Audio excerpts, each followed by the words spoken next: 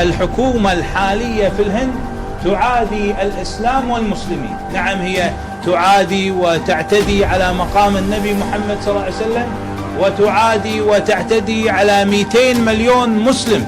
السلطة ووصلت إلى السلطة حكومة حزب مودي العنصرية الإرهابية. السلام علیکم ورحمۃ اللہ وبرکاتہ۔ عزیزان ملت اسلامیہ، آپ تمام امتی کو ابو فصل کی طرف سے سلام عرض ہے۔ گھر میں بڑی پردہ نشین عزت دار ماں اور بہنوں کو ابو فصل کی طرف سے سلام عرض ہے۔ بہرحال اللہ سے امید ہے آپ لوگ خیریت سے ہوں گے، اللہ کی حفاظت میں ہوں گے۔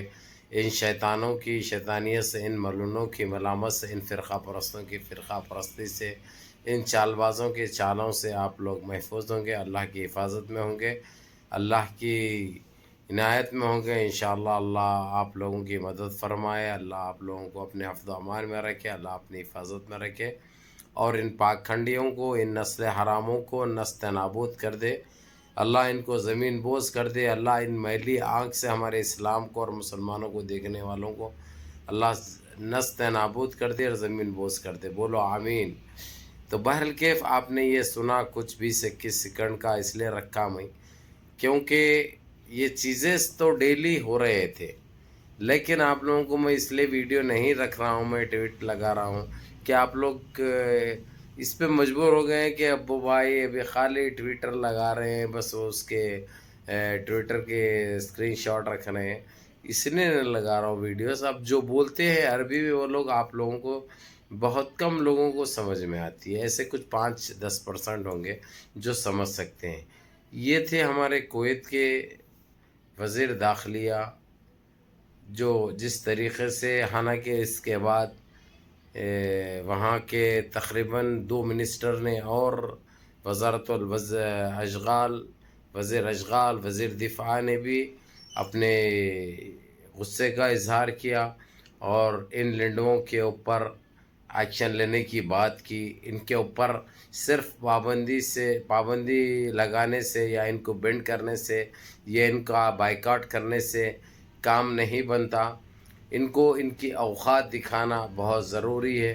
یہ مٹھی بھر کے ہے بھائی سارے نے، لیکن سارا دیش بدنام ہو رہا۔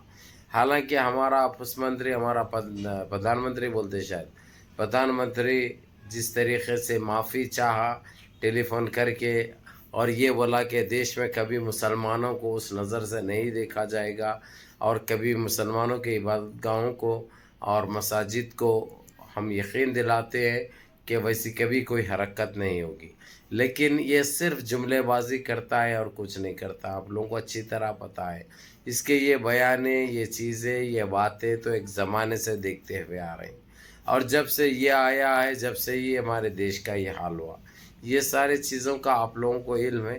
وہی کہنا تھا ہمارے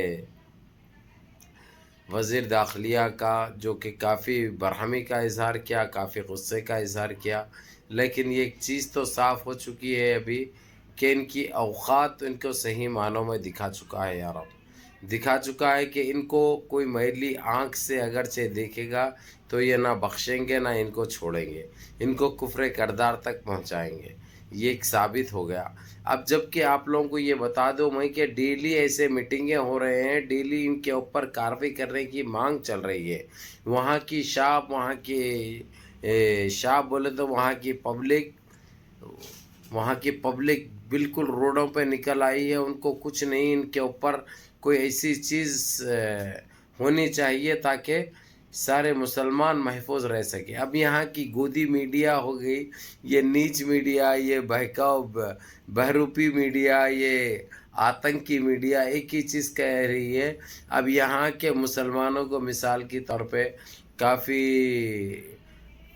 آواز وہاں تک پہنچتی ہے، ایسے ویڈیوز بناؤ اور بولو کہ ہماری دیش کے اندر مداخلت نہ کرے، ہمارے دیش کے اندر مداخلت نہ کرے، ہمارا آپسی مسئلہ ہے۔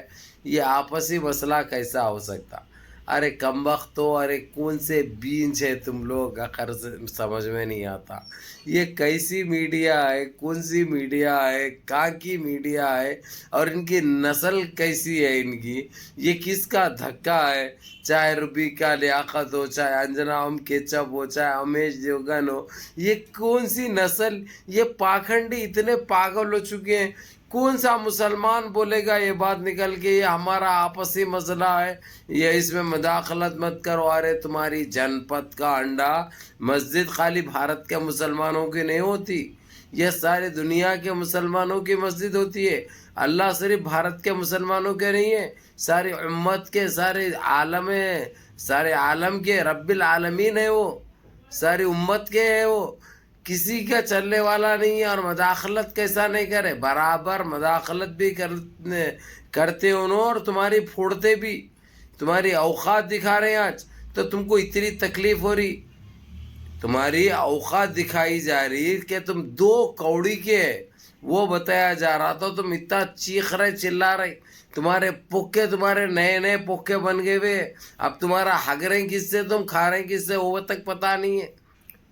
تو ہمارے وزیر داخلہ نے صاف الفاظوں میں یہ کہہ دیا ہے کہ ہم ان کو معاف نہیں کر سکتے، ہم ان کو کفر کردار تک ان کو پہنچائیں گے، کیونکہ ہم نے ان کو بہت ایسے باتیں کی تھی پہلے جو یہ لوگ ایک کان سے سن کے ایک کان سے نکال دیے. مثال کے طور پر انہوں نے بابری مسجد کا حوالہ دیا، انہوں نے ٹیب الطلاق اور NRC NPR کے ٹائم پہ جو ہماری مسلمان عورتیں جو روڈوں پہ بیٹھ کے شاہین باغ بنائی تھی، ان سارے چیزوں کا ذکر کیا گیا، اور یہی نکلا ہے فیصلہ. اس میں یہی بات بھی ہے، یہ لوگ عرب بھائی بالکل کوئی چیز پکڑ لی ہے نا، اس کو ختم کرے تک خاموش نہیں بیٹھتے. یہ ان کی عادت ہے، ان کی فطرت میں ہے، یہ ان کے خون میں ہے. لیکن ہم یہ چیز ضرور کہیں گے، یہ ہمارے لیے خوش آئند بات ہے، ہمارے لیے بہت اچھی بات ہے. بھلا ہمارے دیش کی ساکھ خراب ہو رہی، ہمارا دیش بدنام ہو رہا، ہمارے دیش کی بے عزتی ہو رہی، لیکن اس سے کیا ہونے کا ہے، ہم کو کیا فرق پڑتا ہے بھائی؟ کیونکہ جب ہمارے بھائیوں کو گرفتار کیا جا رہا، ہمارے معصوم لوگوں کے، مسکین لوگوں کے دکانوں کو، گھروں کو بلڈوزر چلایا گیا،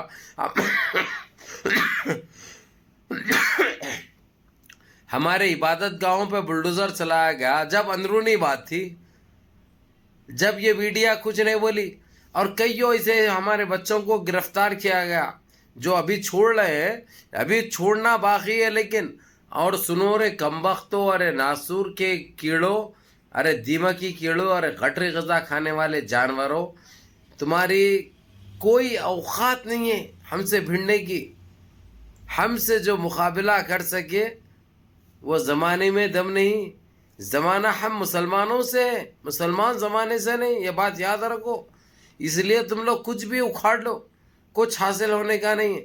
صاف الفاظوں میں کہہ دیے وزیر داخلہ کہ کوئی ماں کے آنکھ میں آنسو نہیں دیکھیں گے، کوئی بہن کی آنکھوں میں آنسو نہیں دیکھیں گے، اور کوئی بھائی کو پریشان حال نہیں دیکھیں گے، کیونکہ یہ ہماری ماں، ہماری بہن، ہمارے بھائی ہے.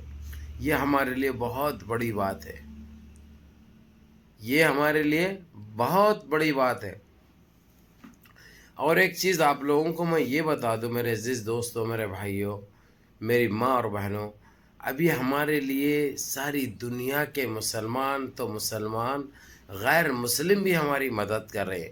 مثال کے طور پہ آپ رشیا کو دیکھ لیجئے، مثال کے طور پہ آپ نارتھ کوریا کو دیکھ لیجئے، مثال کے طور پہ فرانس کتنا کم وقت تھا، لیکن ابھی سارے مساجد کھول دیا وہاں پہ، جہاں پہ مساجد بند کیا تھا وہ مساجد کو اوپن کر دیا اس نے. اور وہاں پہ یعنی اتنی اسلام تیزی سے پھیل رہا ہے، یہ دیکھ کر یہ لوگ پاگل ہو گئے، بوکھلاہٹ کا شکار ہو گئے ہوئے. ان کو کچھ بھی سمجھ میں نہیں آ رہا، منہ سے ٹٹی کر رہے ہیں لوگ. اب الٹے ہو گئے یہ لوگ، معلوم ہے شروع سے ہے ہی الٹے لنگوٹ. ہم بولتے تھے سدھر جاؤ رے، نہیں تو تمہارا ساتھ بہت برا ہوگا.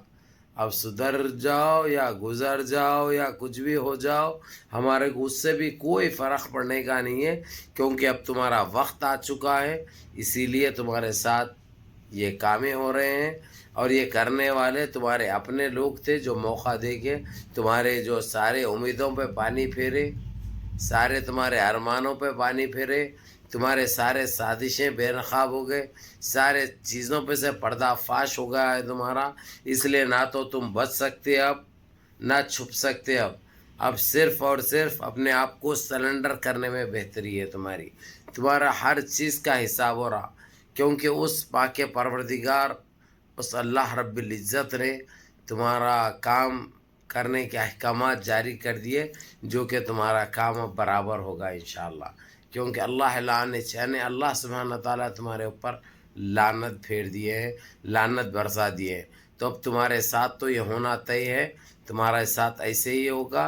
تو میرے عزیز دوستوں، میرے بھائیوں، منظم رہیے، متحد رہیے، نمازوں کی پابندی کریے، اور ماں باپ کی خدمت کریے. اپنے اس بھائی کو بھی دعاؤں میں یاد رکھیے.